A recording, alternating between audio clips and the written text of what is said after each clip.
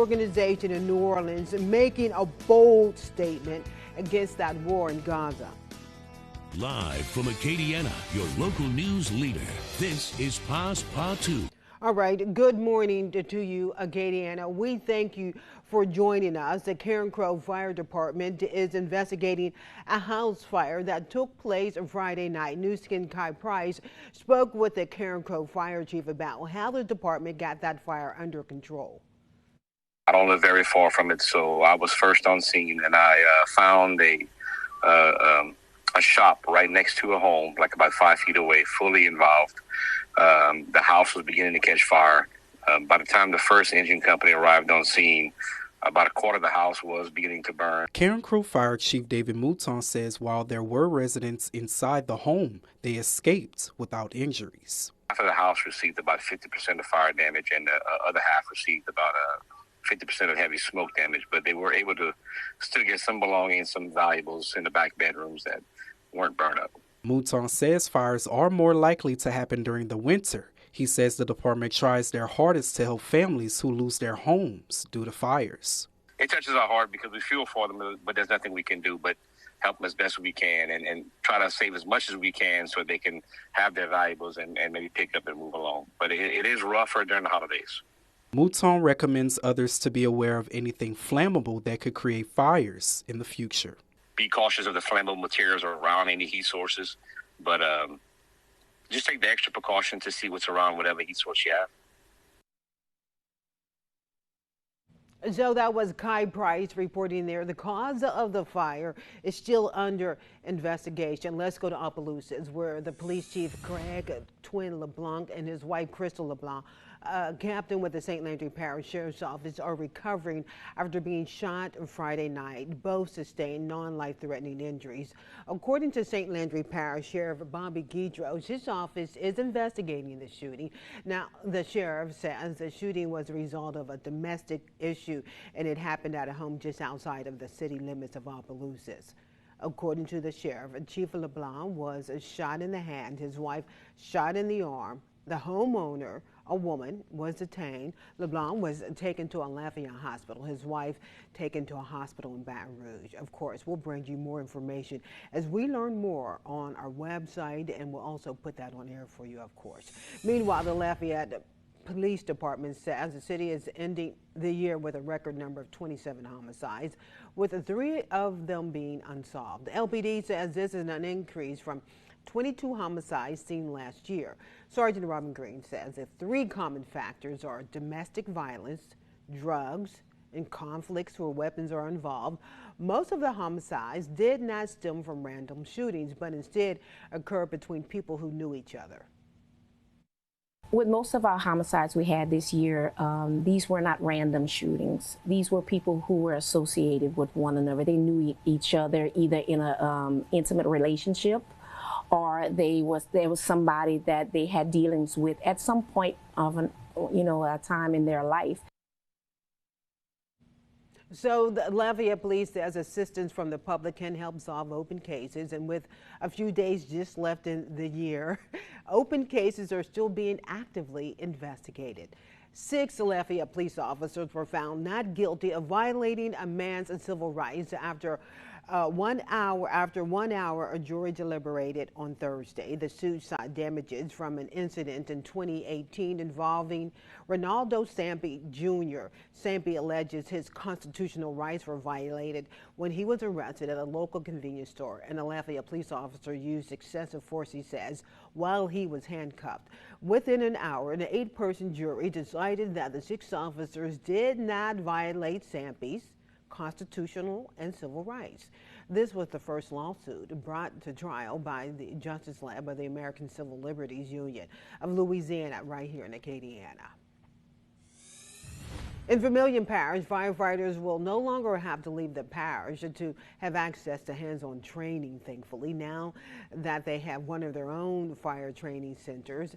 Doris Longlinay, the fire coordinator for the police jury there, says the 3-story training center allows all 15 departments, whether a career or volunteer, to be able to use the center. Longlinay says the training center is built for firefighters to train for several different types of responses, which would improve not just response times, but promote more interest in people joining the fire departments. The next closest facilities like this would have been in Lafayette or in Iberia Parish. By having something in Vermilion Parish, it's going to improve participation by the fire departments, making it more realistic for the guys to put in some time without having to worry about travel. So we here at KLFY are being told another good thing about this facility is it will help get better fire insurance ratings.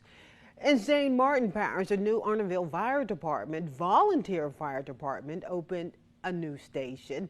The department held its ribbon cutting and dedication for that new facility.